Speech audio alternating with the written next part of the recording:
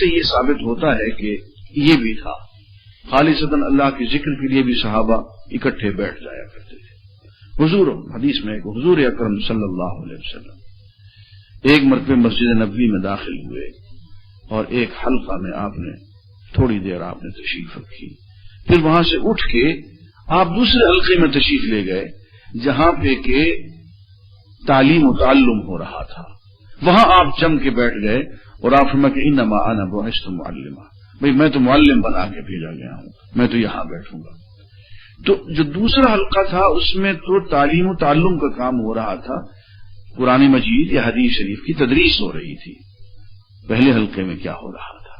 جہاں سے اٹھ کے آپ چلے آئے، تھوڑی دیر تو آپ بیٹھ گئے وہاں پہ، لیکن اس پہ آپ نے ترجیح دی تعلیم و تعلم کے حلقے کو۔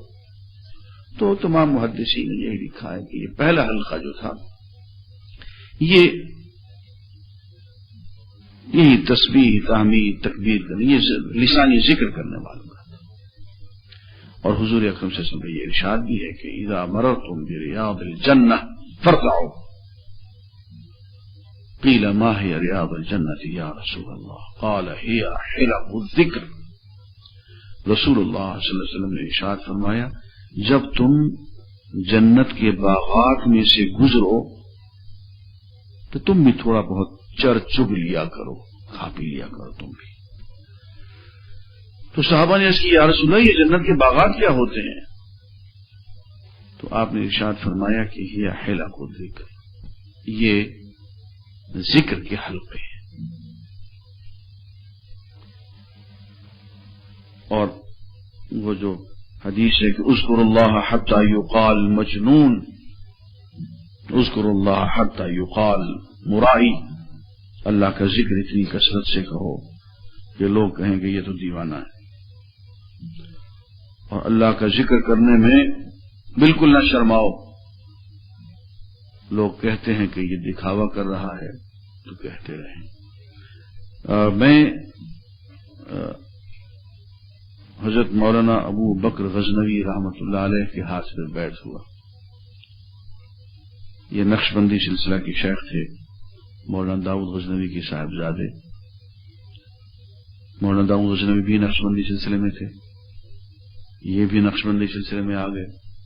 اور عجیب بات یہ کہ دونوں کا اہل حدیث علماء میں شمار ہوتا ہے، اہل حدیث گھرانہ۔ تو میں جب ان سے فارغ ہوا 8 سال یہ مجھے اللہ کا ذکر اپنے طریقے پہ سکھاتے رہے، نقشبندی طریقے پہ۔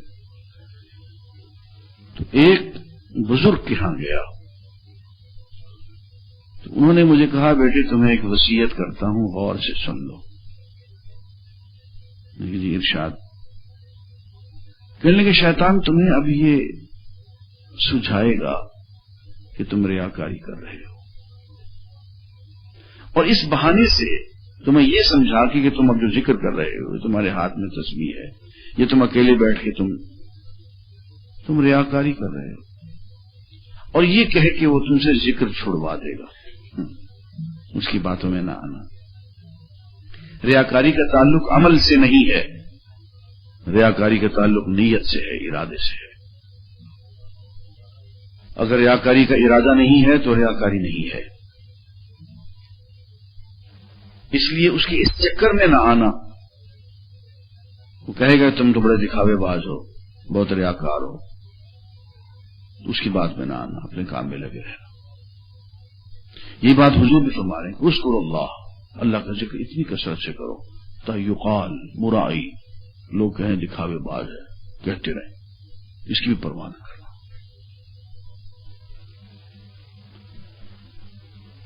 اور ایمانداری کی بات ہے، حضور اکرم صلی اللہ علیہ وسلم نے یہ جو حدیث قدسی سنائی، مجھے جس قدر خوشی اس حدیث کے پڑھنے سے ہوئی، بہت کم باتوں سے۔ فرمایا انا جلیس من ذکرنی، اللہ تعالیٰ فرماتے ہیں جو میرا ذکر کر رہا ہوتا ہے میں اس کا ہم نشین ہوتا ہوں، اس کے پاس ہی بیٹھا ہوا ہوتا ہوں۔ ایسے قرآن مجید میں ہم نے پڑھا فاذکرونی اذکرکم واشکروا ولا تکفرون، میرا ذکر کیا کرو، مجھے یاد کیا کرو، میں تمہیں یاد کروں گا۔ میری نعمتوں کی قدر کیا کرو، ناقدری نہ کیا کرو۔ اور فرمایا کہ تم مجھے تنہائی میں یاد کرو گے تو میں تمہیں تنہائی میں یاد کروں گا، تم کسی مجلس میں یاد کرو گے تو اس سے بڑی مجلس میں تمہیں یاد کروں گا، اور تم مجھے ایک مرتبہ یا اللہ کہو گے تو 10 مرتبہ لبیک یا عبدی کہوں گا، تم میری طرف بالشت بھر آؤ گے تو تمہاری طرف گز بھر آؤں گا، تم چل کے آؤ گے تو تمہاری طرف دوڑ کے آؤں گا۔ اور بات یہ ہے کہ ذکر کا ایک نتیجہ مرتب ہوتا ہے جو بہت طبعی نتیجہ ہے، اس کو ذرا سمجھنے کی کوشش کریں۔ آپ نے کبھی دیکھا ہوگا کہ 2 دوست یا 2 سہیلیاں آپس میں اتنا پیار کرتی ہیں کہ اگر اور اکٹھے نظر آتی ہیں کہ اتفاق سے کبھی ایسا ہو کہ ایک ان میں ہو اور دوسرا نہ ہو تو ایک کو دیکھتے ہی دوسری سہیلی یاد آ جاتی ہے۔ 2 دوست ہیں، ان کا آپس میں، تو جب اس کو ملیں گے تو کہیں گے میاں تمہارے فلاں دوست کا کیا حال ہے، ایک کو دیکھتے ہی دوسرا یاد آتا ہے۔ وہ جو غالب نے کہا کہ غالب ندیم دوست سے آتی ہے بوئے دوست، حدیث میں کچھ ایسے الفاظ ہیں کہ میں پڑھ کے حیران رہ گیا۔ مسند احمد کی حدیث ہے کہ ان اولیائی من عبادی الذین یذکرون بذکری، میرے بندوں میں بعض ایسے میرے دوست ہوتے ہیں کہ میرا جب ذکر ہوتا ہے تو پھر ان کا بھی ذکر آ جاتا ہے درمیان میں۔ ایک جگہ یوں فرمایا کہ اذا رؤوا ذکر اللہ، اور جب انہیں کوئی دیکھتا ہے تو پھر میں یاد آ جاتا ہوں، میرا ذکر ہوتا ہے تو ان کا ذکر کرنا پڑتا ہے، اور جب وہ نظر آتے ہیں تو ان کو دیکھ کے خدا یاد آ جاتا ہے۔ جیسے 2 دوستوں میں سے ایک دوست کو دیکھ کے دوسرا دوست یاد آتا ہے۔ تو ذکر کا ایک خوبصورت نتیجہ یہ ہوتا ہے کہ اس کی وجہ سے اللہ تعالی یہ کیفیت عطا فرما دیتے ہیں کہ اس شخص پہ نظر پڑنے سے، اس کی صحبت اٹھانے سے، چند گھڑیاں اس کے ساتھ بیٹھنے سے اللہ کا ذکر کرنے کو از خود جی چاہتا ہے، اللہ خود بخود یاد آنے لگ جاتا ہے۔ بہت خوبصورت شعر ہے کہ میں اتنا جذب کر لوں کاش تیرے حسن کامل کو، سبھی تجھ کو پکار اٹھیں گزر جاؤں جدھر ہو کر۔ تو یہ اللہ کا ذکر ہے جو ہمیں کثرت سے کرنا چاہیے، لیکن یہ تو میں نے اس کی ایک عام صورت رکھی ہے۔ ایک بات عرض کر دوں کہ ہر دور کا ایک تقاضا ہوتا ہے، جو شخص اپنے دور کے تقاضے کو نہ سمجھ پائے وہ کامیاب نہیں ہوتا۔ ایک طالب علم امتحان دے رہا ہے، پرچہ فزکس کا ہے، وہ کیمسٹری کے سوالات حل کر کے چلا جائے، کوئی نمبر نہیں ملے، جتنا اچھا کرتا ہے کر لے، وہ ایک دن پہلے کا پرچہ اور ایک دن بعد کا پرچہ حل کر لے۔ ایک وقت کا ایک تقاضا ہوتا ہے، ان 3 گھنٹوں کا تقاضا یہ ہوتا ہے کہ وہی سوالات کیے جائیں، ان کا حل کیا جائے جو پوچھے گئے ہیں۔ ہر دور کا ایک تقاضا ہوتا ہے۔ اس دور کا ایک اہم تقاضا ہے، اس کو سمجھنے کی کوشش کریں، اور اس دور کا ذکر بھی وہی ہے، اور وہ ہے قرآن مجید کی تلاوت تدبر اور تذکر کے ساتھ۔ میں اپنا تجربہ آپ کو بتا رہا ہوں۔ ایک تو یہ ہے کہ حضور اکرم صلی اللہ علیہ وسلم کا زندگی بھر کا یہی وظیفہ تھا، آپ پچھلی رات کو کھڑے ہو جاتے تھے، نفل نماز پڑھتے تھے، تہجد، اس میں تلاوت فرماتے تھے، اور تلاوت بہت طویل ہوتی تھی، بہت رک رک کے، جسے ترتیل کہتے ہیں، ٹھہر ٹھہر کے، یوں کہ از دل خیزت بر دل ریزت، دل سے نکلے اور دل میں اتر جائے۔ جہاں رحمت کی آیات ہوتی تھی حضور اکرم صلی اللہ علیہ وآلہ وسلم اللہ کی رحمت طلب فرماتے تھے، دعا فرماتے تھے۔ جہاں ایسی آیات ہوتی تھی جن میں کہ عذاب کا، اللہ کے غصے کا، قہر کا ذکر ہے، تو اللہ کے عذاب سے، اللہ کے غصے سے، اللہ کی دوری سے پناہ مانگتے تھے۔ وہ یوں تلاوت اور دعا ساتھ ساتھ چلتی تھی نماز کے دوران۔ میری بہنوں، میں اپنا تجربہ آپ کو بتا رہا ہوں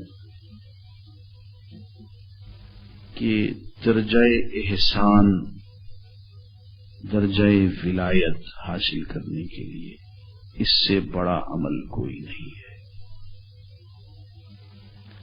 اب مشکل یہ ہے کہ ہم جس دور سے گزر رہے ہیں اس میں تو ہماری رات جو ہے وہ 12 بجے شروع ہوتی ہے، سونے کے اوقات 1 بجے شروع ہوتے ہیں۔ وہ وقت جس میں کہ ہمیں سو جانے کو کہا، برتن ڈھانک دینے کو کہا، اپنے جسم کو لپیٹ دینے کو کہا، وہ جو کہ آفات اور بلیات کے نزول کا وقت ہے، مغرب سے لے کے نصف رات تک، اس میں ہم اپنی شخصیت کا فل ایکسپوجر دے دیتے ہیں، بالکل جاگ رہے ہوتے ہیں، تمام آفات و بلیات کو باقاعدگی سے ہم ریسیو کر رہے ہوتے ہیں۔ اور جب اللہ کی رحمت کے نزول کا وقت شروع ہوتا ہے نصف رات کے بعد، تو ہم سو جاتے ہیں اور سوئچ آف کر دیتے ہیں۔ یہ ہماری بہت بد نصیبی کی کیفیت ہے، اللہ تعالیٰ یہ دور فرمائے۔ اگر اس سے بڑا کوئی اور عمل ہوتا، کوئی اور چلہ کشی ہوتی، کوئی اور، تو حضور اکرم صلی اللہ علیہ وآلہ وسلم اپنی امت سے بخل نہ فرماتے، آپ اپنی امت کو اس پہ لگا دیتے۔ لیکن اس سے بڑا عمل اور کوئی ہے ہی نہیں، مگر وہ ہم نہیں کر سکتے، ہمارے بس میں نہیں رہا، اس لیے کہ تلاوت تو کریں، اب تلاوت سمجھ بھی نہ آئے تو جڑ تو وہیں کٹ گئی۔ میرے پاس ایک طالب علم آیا، میں سعودی عرب میں پڑھا رہا تھا، میں گاڑی میں بیٹھ رہا تھا، وہ آ گیا، اس نے آنکھیں اس کی سرخ تھی، اس نے بولنا چاہا، اس کے ہونٹ ہلے، آواز نہ نکلی، تو میں گاڑی سے اتر کے باہر آ گیا۔ میں نے کہا کیا بات ہے؟ تو وہ رونے لگا۔ اس نے صرف یہ کہا جی کہ کوئی شکل ایسی ہے حالت اضطرار کہ جس میں اسلام میں خودکشی یا جائز ہو یا قابل معافی ہو؟ میں نے کہا نہیں، ایسی کوئی شکل نہیں ہے، تم بات کہو، کیا کہنا چاہتے ہو؟ اس نے کہا میرے کچھ مسائل ہیں جو میں بیان نہیں کر سکتا، اس سے فائدہ نہیں ہے، لیکن نتیجہ اس کا یہ ہے کہ اب میں خودکشی کرنا چاہتا ہوں، یا آپ میرے لیے دعا کریں۔ میرا اسٹوڈنٹ تھا، وہ BA کا اسٹوڈنٹ تھا، یا آپ دعا کریں یا کوئی وظیفہ بتائیں۔ تو میں نے سے کہا کہ دیکھو میں تمہیں ایک وظیفہ بتاتا ہوں، لیکن معمولی نہ سمجھنا اسے، تم قرآن مجید پڑھنا شروع کر لیں۔ نہیں بہت پڑھا، وہ نہیں۔ میں نے کہا سن تو لو بھائی، بیٹے بات تو سن لو، جیسے میں کہتا ہوں ویسے کرو۔ تم تنہائی میں بیٹھو، قروب قبلہ، بہت متوجہ ہو کے، گویا کہ تم اللہ تعالیٰ کے ساتھ ہم کلام ہو رہے ہو، اس کو تم سنا رہے ہو۔ شاعر کا کلام اگر شاعر کو سنایا جائے اسے بہت خوشی ہوتی ہے۔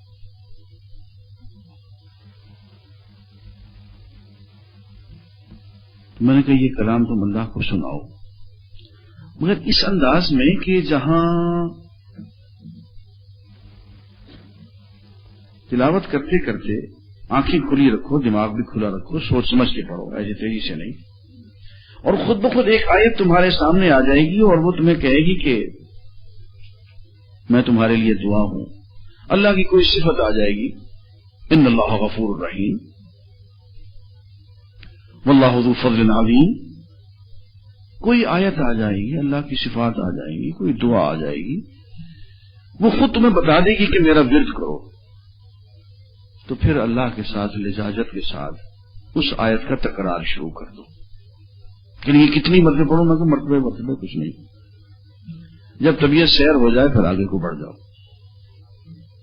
اور یوں ہی تلاوت کرتے جاؤ. پھر کوئی آیت آ جائے گی اور آیت تمہیں خود بتائے گی کہ میں ہوں، پھر اس کو کثرت سے پڑھو اور یوں پڑھتے چلے جاؤ اور قرآن مجید جب مکمل ہو جائے تو میرے پاس آ جاؤ. میرے خیال ہے کہ 6-7 دن ہی گزرے ہوں گے کہ وہ طالب علم آیا اور اس کی عجیب حالت تھی.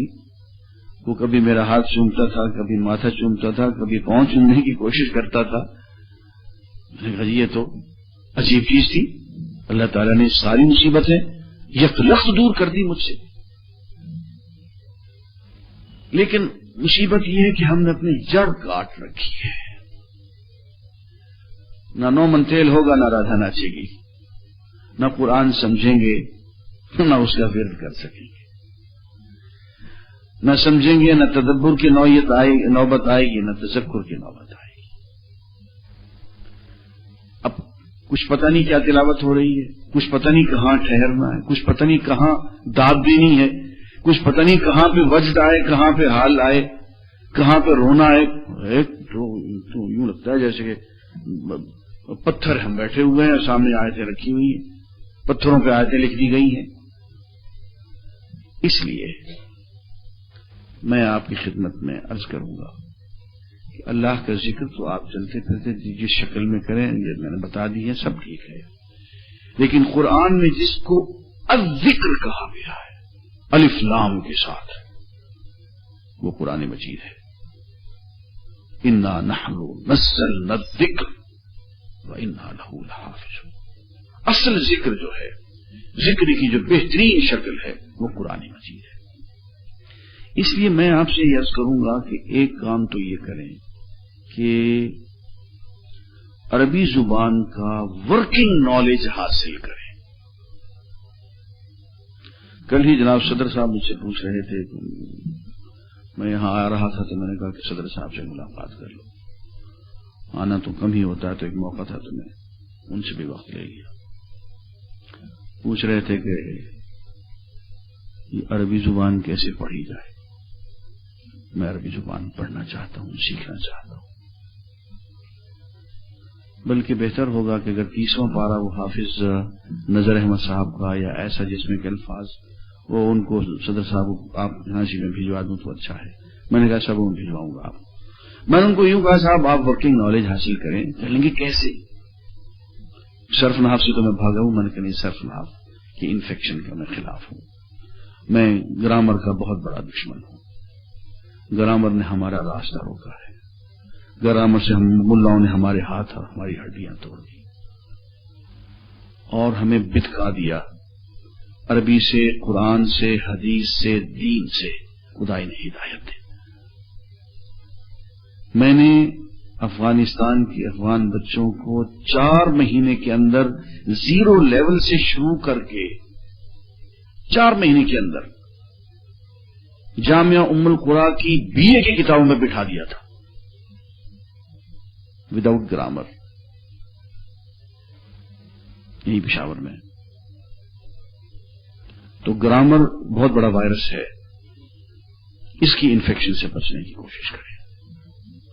جب زبان آ جائے تو پھر گرامر پڑھیں، پھر اس سے فائدہ ہوگا. گرامر کے راستے سے زبان سیکھیں گی تو گرامر آئے گی، زبان نہیں آئے گی. یہ ملا لوگ جو مدرسوں میں پڑھتے ہیں 5-5 سال 9 سال پڑھتے رہتے ہیں، 8 سال کے بعد فارغ ہو جاتے ہیں، ساری زندگی فارغ ہی رہتے ہیں. ایک جملہ عربی زبان کا نہیں بول سکتے. زبان کیسے سیکھی جاتی ہے؟ بالکل جیسے آپ نے مادری زبان سیکھی. بچہ جیسے سیکھتا ہے، وہ والدین سے جملے سنتا رہتا ہے. آہستہ آہستہ جملے اس کو سمجھ میں آنے لگتے ہیں. وہ میموری میں ان جملوں کو سٹور کر لیتا ہے. جب 1000-1500 جملے میموری میں سٹور ہو جاتے ہیں تو اس کی مادری زبان بن جاتی ہے. میں نے صدر صاحب سے یہ کہا کہ جناب آپ 30واں پارہ جو ہے الٹے رخ سے شروع کر دیں. قل اعوذ برب الناس، قل اعوذ برب الفلق، یہاں سے شروع کر دیں. کہتے یہ تو آتی ہیں مجھے صورتیں ویسی ہی یاد ہیں تو میں نے ساتھ ترجمہ بھی یاد کر لیں.